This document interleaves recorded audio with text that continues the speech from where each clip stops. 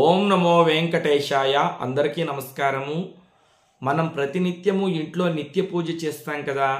ఆ నిత్య పూజలో అతి ముఖ్యంగా చదవవలసినటువంటి కొన్ని శ్లోకాలు ఉన్నాయి. ఆ శ్లోకాలను ఈ వీడియోలో మనం నేర్చుకుందాం. ఈ శ్లోకాలను స్త్రీలైనా పురుషులైనా పూర్వ సువాసినులైనా చిన్నపిల్లలైనా పెద్దవాళ్ళైనా ఎవరైనా చదవవచ్చు. నిత్య పూజ చేసేటప్పుడు ఈ శ్లోకాల్ని చదువుకొని భగవంతుణ్ణి పూజించినట్లయితే భగవంతుడి యొక్క సంపూర్ణమైన అనుగ్రహం మనకు కలుగుతుంది. ఇవి చిన్న చిన్న శ్లోకాలైనా మహాశక్తివంతమైనటువంటి శ్లోకాలు. ఇప్పుడు చెప్పబోయేటువంటి 12 శ్లోకాలను ప్రతి ఒక్కరూ తప్పకుండా నేర్చుకోవాలి. అదేవిధంగా మీ పిల్లలకు కూడా నేర్పించాలి. ముందుగా మనము ఏ పూజ చేసినా, ఏ వ్రతం చేసినా, ఏ పని చేసినా మహాగణపతిని తలుచుకోకుండా చేయం. కాబట్టి ముందుగా మహాగణపతి శ్లోకాన్ని నేర్చుకుందాం. మీ అందరికీ తెలిసినటువంటి శ్లోకమే.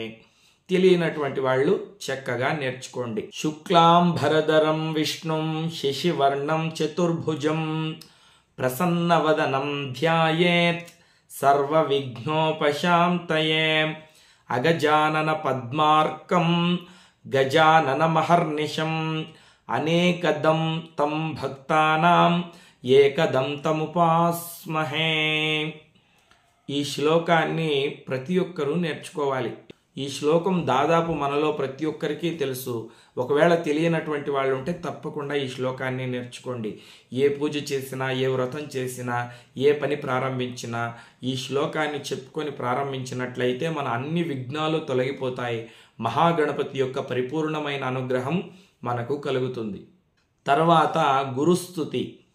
గురు బ్రహ్మ గురుర్విష్ణు గురుర్దేవో మహేశ్వరః గురుర్ సాక్షాత్ పరబ్రహ్మ తస్మై శ్రీ గురవే నమః అస్మద్గురుభ్యో నమః.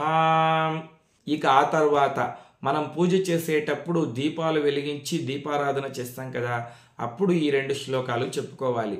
శుభం కురుత్వం కళ్యాణి ఆరోగ్యం ధన సంపదా శత్రుబుద్ధి వినాశాయ దీపర్జ్యోతి నమోస్తుతే దీపం జ్యోతి పరబ్రహ్మ దీపం జ్యోతి జనార్దన దీపం హరతు మే పాపం సంధ్యా దీపం నమోస్తుతే. ఈ 2 శ్లోకాలని స్త్రీలు ముఖ్యంగా నేర్చుకోండి. ఎప్పుడు దీపారాధన చేసినా ఈ 2 శ్లోకాలు చెప్పుకొని దీపాలు వెలిగించినట్లయితే ఆ ఇల్లు అష్టైశ్వర్యాలతో సకల సంపదలతో లక్ష్మీదేవి అనుగ్రహం చేత కళకళలాడుతుంది. ఇక ఆ తర్వాత లక్ష్మీ స్తుతి. లక్ష్మీం క్షీరసముద్రరాజతనయాం శ్రీరంగధామేశ్వరీం దాసీభూత సమస్త దేవవనితాం లోకైకదీపాంకురాం శ్రీమన్మందకటాక్షలబ్ధ విభవద్ బ్రహ్మేంద్ర గంగాధరాం త్వాం త్రైలోక్య కుటుంబినీం సరసిజాం వందే ముకుంద ప్రియాం. ఈ శ్లోకాన్ని చెప్పుకొని లక్ష్మీదేవి ఫోటో మీద కానీ విగ్రహం మీద కానీ ఒక పువ్వు పెట్టి నమస్కారం చేసుకున్నట్లయితే లక్ష్మీదేవి అనుగ్రహం చేత సకల సంపదలు అష్టైశ్వర్యాలు సిద్ధిస్తాయి. ఇక ఆ తర్వాత శ్రీ మహావిష్ణువు స్తుతి. శాంతాకారం భుజగశయనం పద్మనాభం సురేశం విశ్వాకారం గగన సదృశం మేఘవర్ణం శుభాంగం లక్ష్మీకాంతం కమలనయనం యోగి హృద్యానగమ్యం వందే విష్ణుం భవభయహరం సర్వలోకైకనాథం.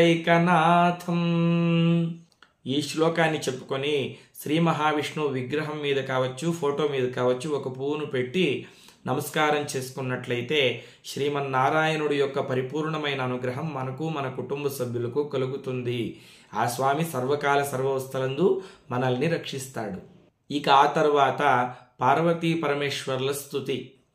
సర్వమంగళ మాంగళ్యే శివే సర్వార్థ సాధికే శరణ్యే త్ర్యంబకే గౌరీ నారాయణీ నమోస్తుతే మృత్యుంజయాయ నీలకంఠాయ రుద్రాయ శంభవే అమృతేశాయ శర్వాయ శ్రీమన్మహాదేవాయ నమః.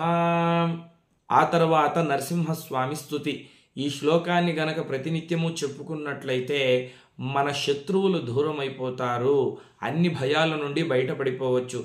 ఈ శ్లోకాన్ని చెప్పుకొని ఎక్కడికైనా ప్రయాణమైతే మనకు మృత్యు భయం ఉండదు. నరసింహస్వామి మనల్ని ఒక వజ్ర కవచంలాగా రక్షిస్తూ ఉంటాడు.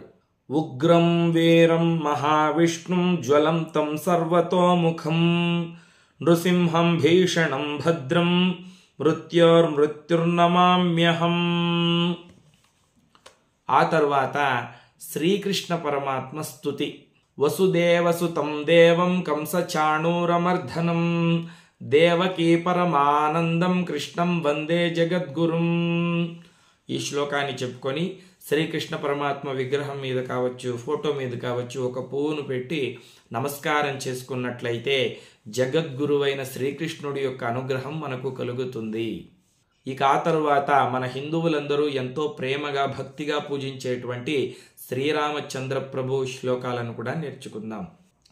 శ్రీరాఘవం దశరథాత్మజముప్రమేయం సీతాపతిం రఘుకులాన్వయ రత్నదీపం ఆజానుబాహుం అరవిందదళాయతాక్షం రామం నిశాచర వినాశకరం నమామి. శ్రీరామ రామ రామేతి రమే రామే మనోరమే సహస్రనామ తఃతుల్యం రామనామవరాననే. ఆ తరువాత సర్వదేవతా స్వరూపుడైన వీరాంజనేయ స్వామి స్తుతి. ఆంజనేయ స్వామికి ఎన్నో అద్భుతమైనటువంటి శ్లోకాలు ఉన్నాయి, కానీ ఇవి రెండు చాలా ముఖ్యమైనటువంటి శ్లోకాలు. మనోజవం మారుతతుల్య వేగం జితేంద్రియం బుద్ధిమతాం వరిష్టం వాతాత్మజం వానరయూధముఖ్యం శ్రీరామధూతం శిరసా నమామి. యత్ర యత్ర రఘునాథ కీర్తనం తత్ర తత్ర కృతమస్తకాంజలిం బాష్పావారి పరిపూర్ణలోచనం మారుతి నమత రాక్షసాంతకం. ఆ తరువాత తులసి చెట్టుకు నీళ్లు పోసేటప్పుడు, తులసి చెట్టును పూజించేటప్పుడు, తులసీమాతకు నమస్కరించేటప్పుడు చెప్పుకోవలసినటువంటి శ్లోకం. యన్మూలే సర్వతీర్థాని యన్మధ్యే సర్వదేవతా యథాగ్రే సర్వవేదాశ్చ తులసీం త్వాం నమామ్యహం. ఎప్పుడు తులసి చెట్టుకు పూజ చేసినా, ఎప్పుడు తులసి చెట్టుకు నీళ్లు పోసినా, ఎప్పుడు తులసి చెట్టులో నుండి తులసి దళాలు కోసినా ఈ శ్లోకాన్ని చెప్పుకొని తులసి మాతకు నమస్కారం చేయండి. ఆ తులసీదేవి యొక్క అనుగ్రహం మీకు కలుగుతుంది. అదేవిధంగా మనం ప్రతినిత్యము ఉదయం ఇంట్లో నుండి బయటకు వచ్చిన తక్షణమే సూర్యదేవుడికి నమస్కారం చేయాలి. ఎందుకంటే ఆయన నవగ్రహాలకు అధిపతి. సూర్యదేవుడి అనుగ్రహం ఉంటే నవగ్రహాలన్నీ కూడా మనకు ప్రతికూలిస్తాయి. ఆ సూర్యదేవుడికి నమస్కారం చేసేటప్పుడు చెప్పవలసినటువంటి శ్లోకం. సప్తాశ్వరతమారూఢం ప్రచండం కశ్యపాత్మజం శ్వేత పద్మధరం దేవం తం సూర్యం ప్రణమామ్యహం. ఇక చిట్ట చివరిగా కలియుగ ప్రత్యక్ష దైవము, కొలిచేటి వారికి కొంగు బంగారమై రక్షించేటువంటి వెంకటేశ్వర స్వామి స్తుతి. శ్రీ వెంకటాచలాధీశం శ్రియాధ్యాసిత వక్షసం శ్రితచేతన మందారం శ్రీనివాసమహం భజే. కళ్యాణాద్భుత గాత్రాయ కామితార్థప్రదాయినే శ్రీమద్వెంకటనాథాయ శ్రీనివాసాయ మంగళం. చూశారు కదండి, ఇవి మహాశక్తివంతమైనటువంటి శ్లోకాలు. సులువుగా ఎవరైనా నేర్చుకోవచ్చు ఈ శ్లోకాలను. కింద డిస్క్రిప్షన్లో ఉంటుంది, చక్కగా ఒక పెన్ను బుక్ తీసుకొని రాసుకోండి. ఈ శ్లోకాలను తప్పకుండా నోటికి నేర్చుకోండి. ప్రతినిత్యము కూడా ఈ శ్లోకాలను చదువుతూ భగవంతుణ్ణి ఆరాధిస్తున్నట్లయితే మన జీవితంలో మంచి మార్పులు వస్తాయి. అదేవిధంగా మన కుటుంబము వృద్ధిలోకి వస్తుంది. భగవంతుడి యొక్క అనుగ్రహం సర్వకాల సర్వవస్థలందు మనకుంటుంది. ఇది పరమ సత్యం. ఈ వీడియో మీ అందరికీ చక్కగా ఉపయోగపడుతుందనే భావిస్తూ ఉన్నాను. రేపు ఇంకొక మంచి వీడియోలో కలుసుకుందాం. లోకా సమస్తా సుఖినో భవంతు. స్వస్తి.